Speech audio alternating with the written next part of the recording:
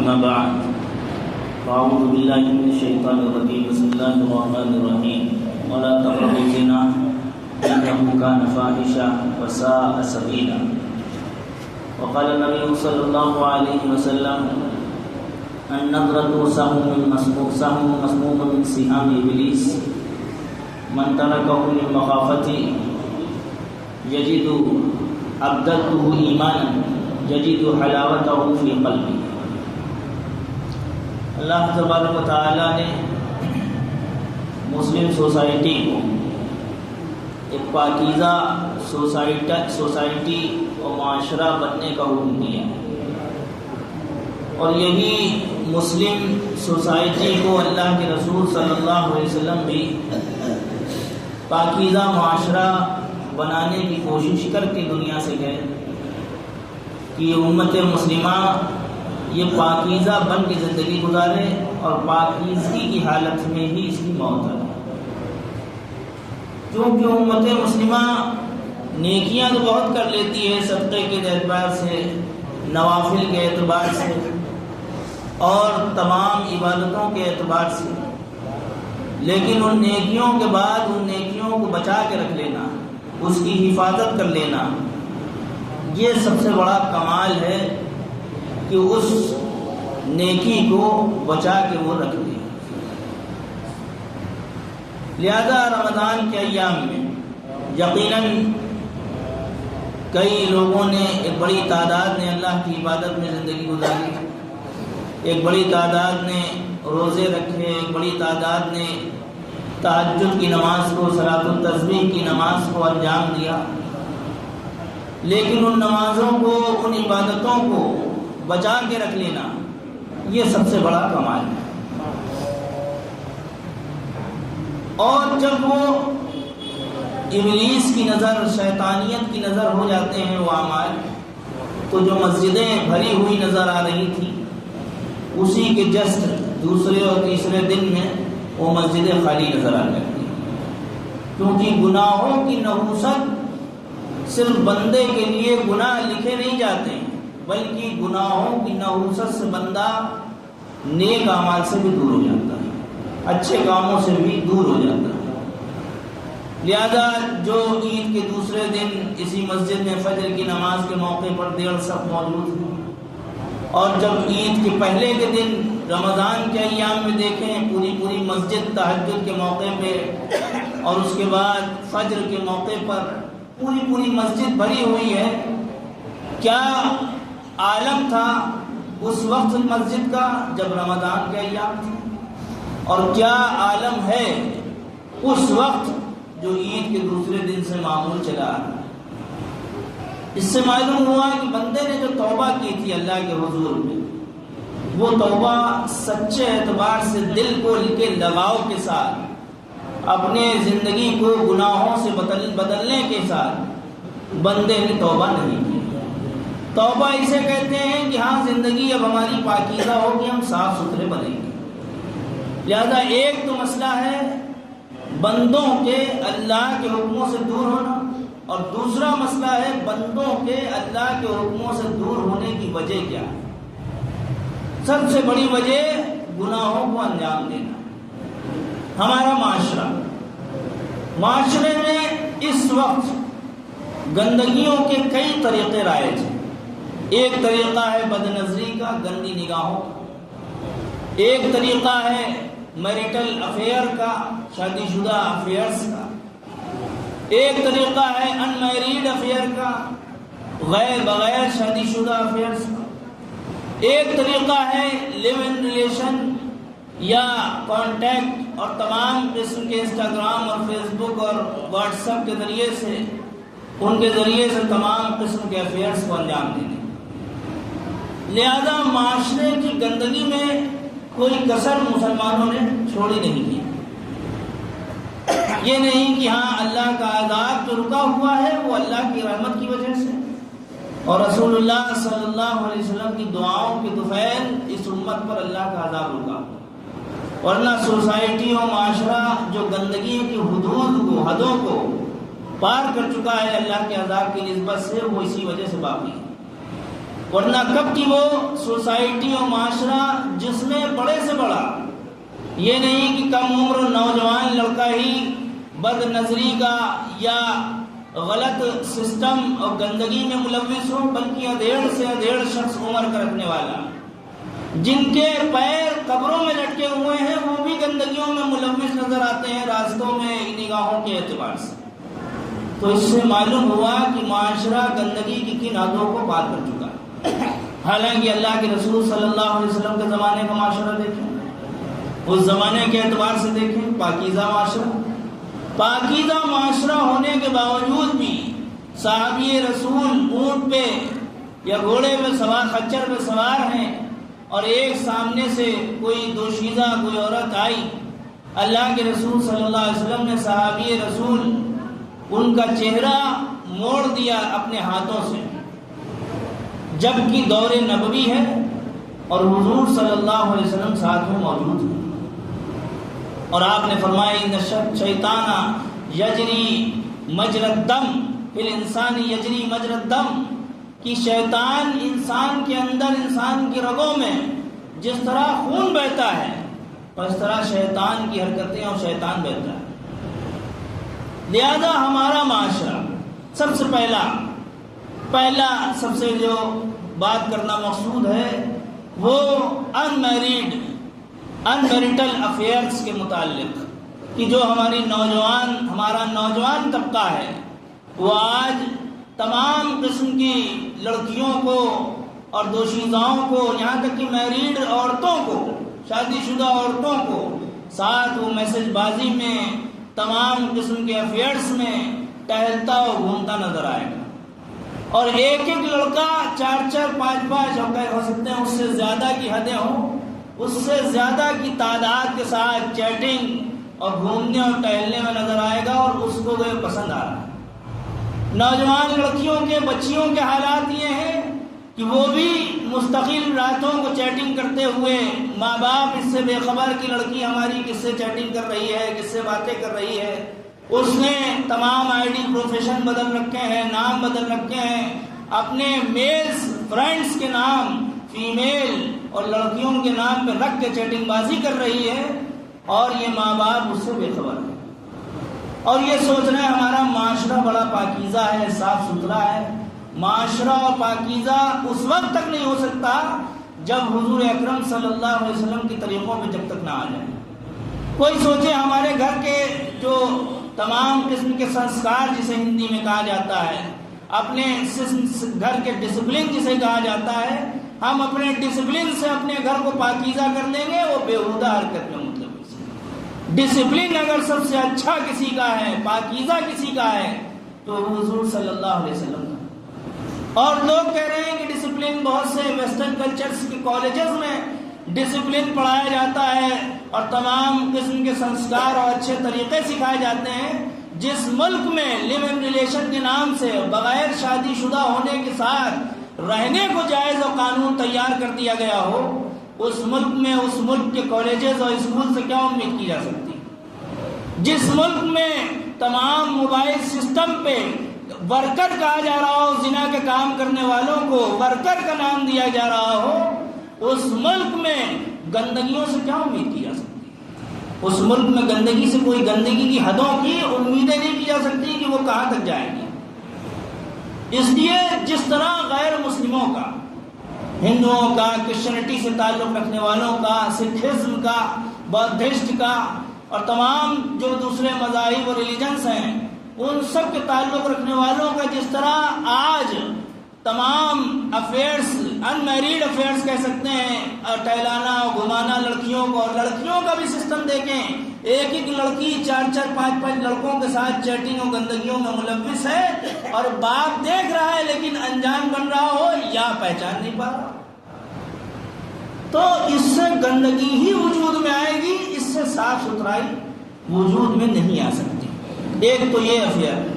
اور اس کی بڑی وجہ بچیوں کا اور لڑکوں کا وقت پہ نکاح نہ ہونا ہے، سب سے بڑی وجہ۔ اور اس کو معاشرے کو میلا کرنے میں، گندا کرنے میں دونوں طبقے، یہ نہیں کہ صرف لڑکی والوں کی غلطی ہو، لڑکے والوں کی غلطی ہو کہ بھائی جہیز کی غلطی ہو، بلکہ لڑکی والوں کی بھی غلطیاں ہیں کہ وہ تھوڑا موڑا کام کرنے والے شخص سے نکاح نہیں کرنا چاہتے، بلکہ high stand, high professional, high گویا ایڈوانس سسٹم، ایڈوانس ٹیکنالوجی والا اور زیادہ پراپرٹی رکھنے والے کو ڈھونڈ کے نکاح کرنا چاہتے ہیں۔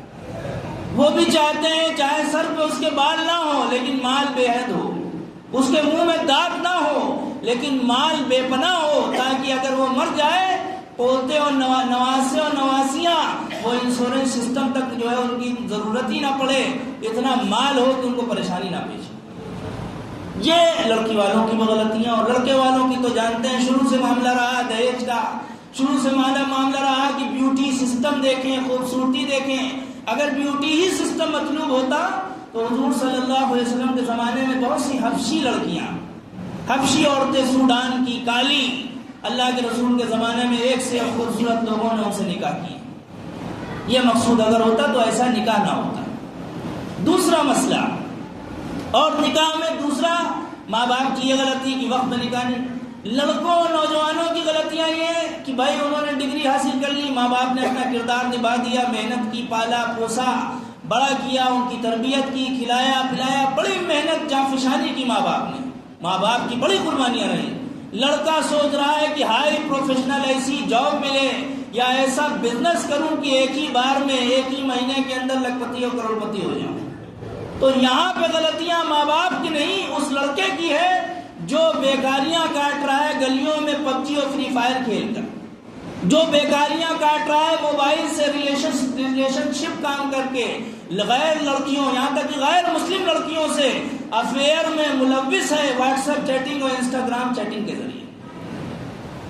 چوراہوں گلیوں میں رات کاٹ رہا ہے۔ بعض لوگ ایسے ہیں جو فجر تک جاگ رہے ہیں اور فجر کے بعد سو رہے ہیں اور مغرب کے ٹائم اٹھ رہے ہیں،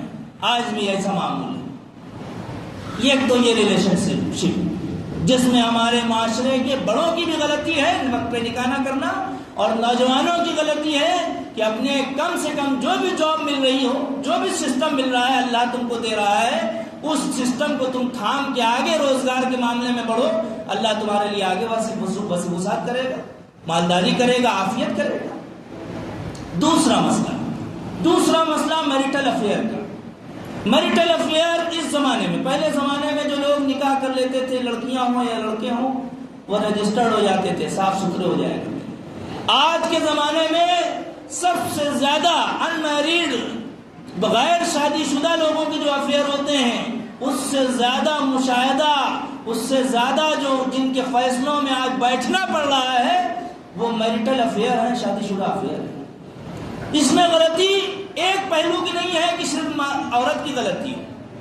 اس میں صرف لڑکی کی غلطی نہیں ہے کہ لڑکی اس افیئر میں ملوث ہو گئی تو اس کی ہی صرف غلطی ہو، اس کی بھی غلطی ہے کہ اس نے غیر محرم سے اپنے شوہر کے ساتھ ہونے کے باوجود وہ اس بڑے جرم میں، بڑے گناہ میں کیسے مبتلا ہو گئی، اس کی بھی غلطی۔ اس میں لڑکے کی بھی غلطی ہے کہ اس نے غیر محرموں سے، اپنے دوستوں سے، آئیے بھابھی سے ملیے، آئیے آپا سے ملیے، آئیے بہن سے ملیے، جن کی کوئی رشتہ داری نہیں ہے، ریلیشن شپ نہیں ہے خونی، اور محرم بھی نہیں ہے، ان کو گھر میں گھسیڑنے کی، داخل کرنے کی، آپا بھابھی اور خالہ کر کے اندر انٹرنس دینے کی، اس سے بڑی جو گناہگاری کروائی ہے اس مرد نے کروائی ہے۔ جو یہ مرد ذمہ دار ہے، یہ مرد بھی اپنی بیوی کے میریٹل افیئر کا ایک بڑا ذمہ دار ہے، یہ ذمہ دار ہے۔ آپ قرآن پاک کی اٹھا کے دیکھیں، ہم سب یقیناً حضرت فاطمہ کو اپنی ماں مانتے، حضرت عائشہ کو اپنی ماں مانتے، حضرت خدیجہ ہماری ماں ہے، حضرت سودا، حضرت حفصہ، حضرت زینب، یہ سب ہماری مائیں ہیں، ابو حضرت ام سلمہ، یہ سب ہماری مائیں ہیں۔ لیکن اس کے باوجود آپ سورہ نور کے اندر آیات پڑھیں، دوسری جگہ آیات پڑھیں، وَإِذَا سَأَلْتُمُوهُنَّ مَتَاعًا فَاسْأَلُوهُنَّ مِنْ وَرَاءِ حِجَابٍ، ماں ہونے کے باوجود بھی اللہ کے رسول صلی اللہ علیہ وسلم کی بیوی ہیں۔ جو لوگ آپ صلی اللہ علیہ وسلم کے گھر میں روزانہ کھانا کھاتے تھے، جن کو آپ صلی اللہ علیہ وسلم فقیروں مسکینوں جو بھی مسلمان تھے ان کو دعوت دیتے، ان کو حکم دیا گیا وَإِذَا سَأَلْتُمُوهُنَّ مَتَاعًا، اپنی ماؤں سے بھی، کیونکہ یہ خونی مائیں نہیں ہے تمہاری، یہ تمہاری رسول اللہ صلی اللہ علیہ وسلم کی بیوی ہونے کی وجہ سے ماں ہے، تمہاری خونی مائیں نہیں ہیں۔ اس لیے جب تم ان سے کوئی چیز مانگو فاسألوہن من وراء حجاب، پردے کے پیچھے سے مانگو. جبکہ ہم میں سے کوئی ایک خیال بھی نہیں لا سکتا اللہ کے رسول صلی اللہ علیہ وسلم کی بیوی کے متعلق، ہماری مائیں ہیں، لیکن اس کے باوجود قرآن کہہ رہا ہے جب مانگو پردے کے پیچھے سے مانگو. اور ہمارے یہاں گھروں کے اندر معمول دیکھیں،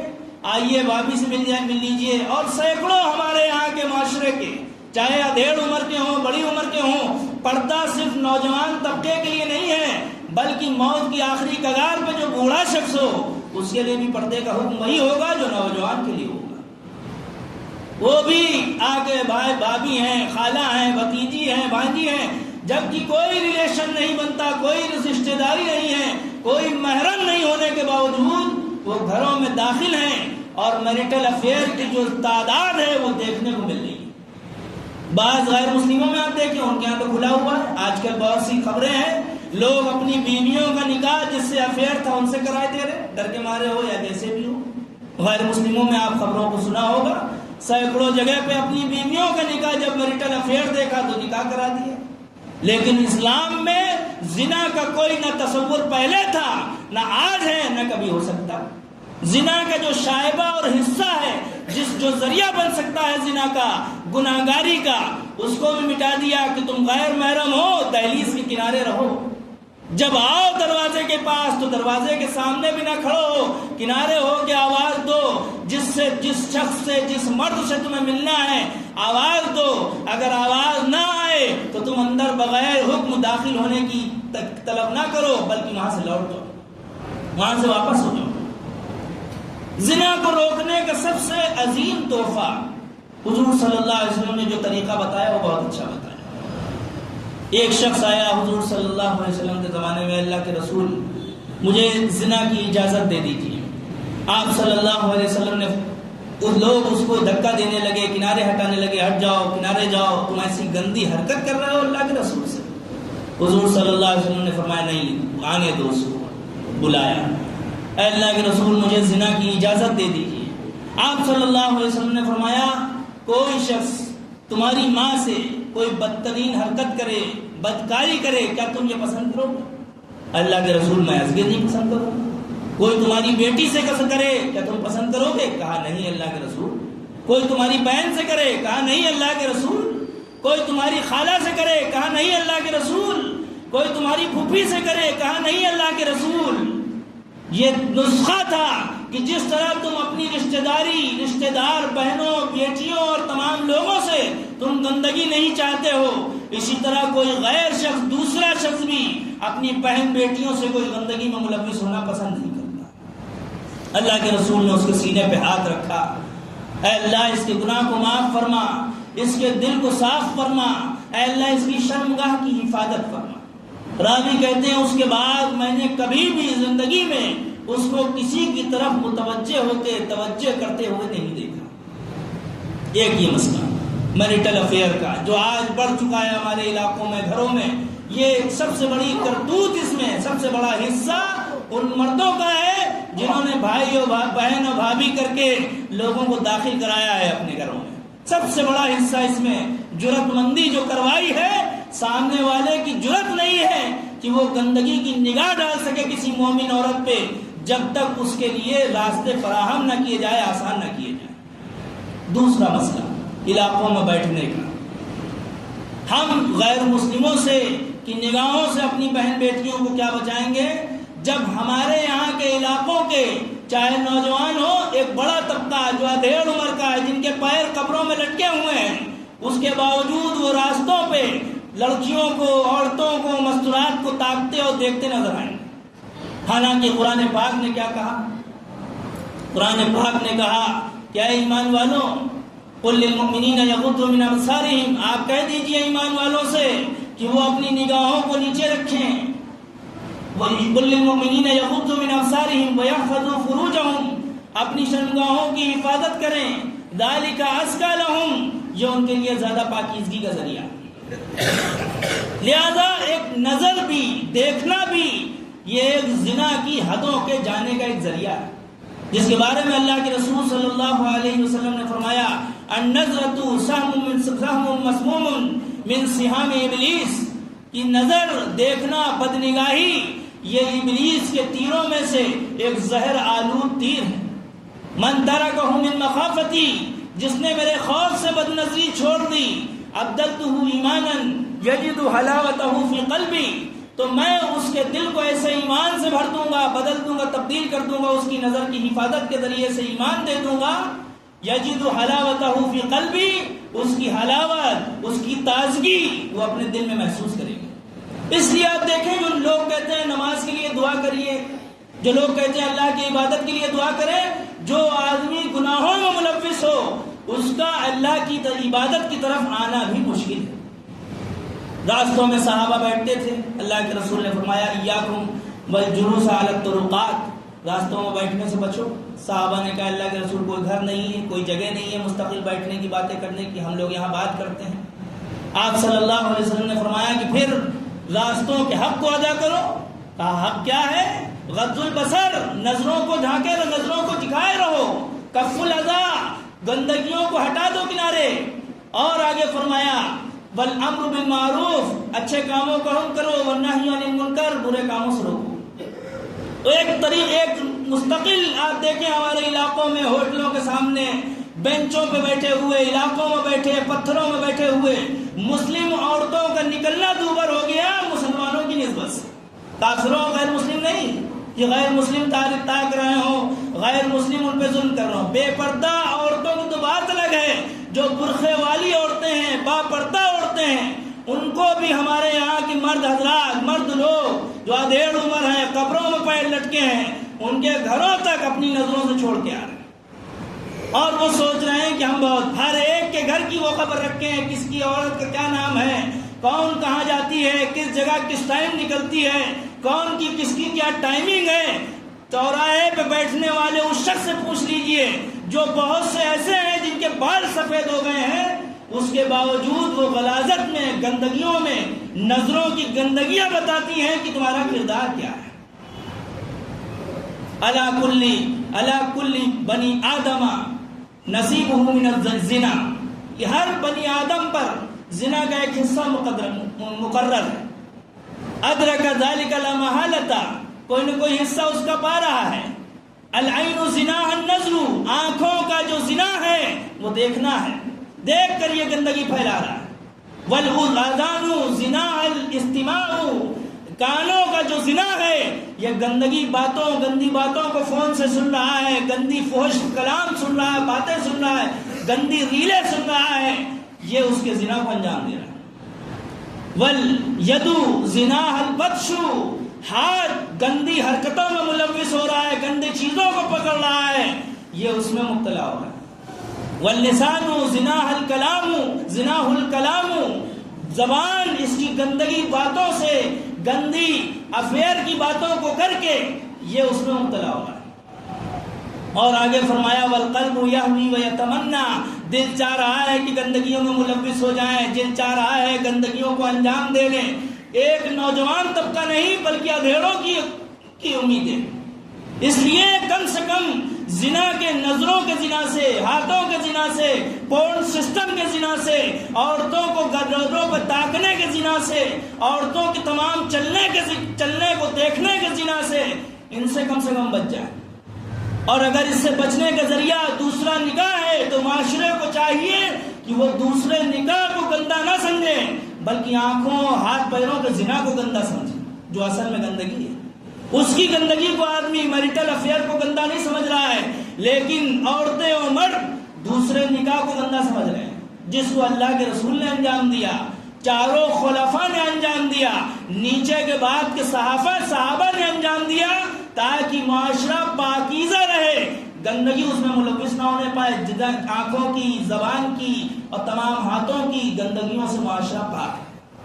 اللہ تعالیٰ ہم سب کو عمل کرنے کی توفیق عطا فرمائے، نمازوں کی پابندی جو رمضان میں تھی اس کی بھی توفیق دے، اور تمام ہمارے معاشرے، ہماری سوسائٹی کو اللہ کے رسول صلی اللہ علیہ وسلم کے زمانے کے سوسائٹی اور معاشرے کے مطابق ڈھلنے کی، اور زنا کے جو اسباب ہیں، ذریعہ ہیں، میریٹل افیئر ہو، ان میریٹل افیئر ہو، نوجوانوں کا افیئر ہو، ادھیڑ عمر کے لوگوں کا افیئر ہو، آنکھوں کی گندگی ہو، پیروں کی ہاتھوں کی گندگی ہو، عورتوں کو تاکنے کی گندگی ہو، ان منحوسیتوں سے، ان نجاستوں سے ہماری سوسائٹی اور معاشرے کو پاکیزگی نصیب فرما۔ باخر دعوانا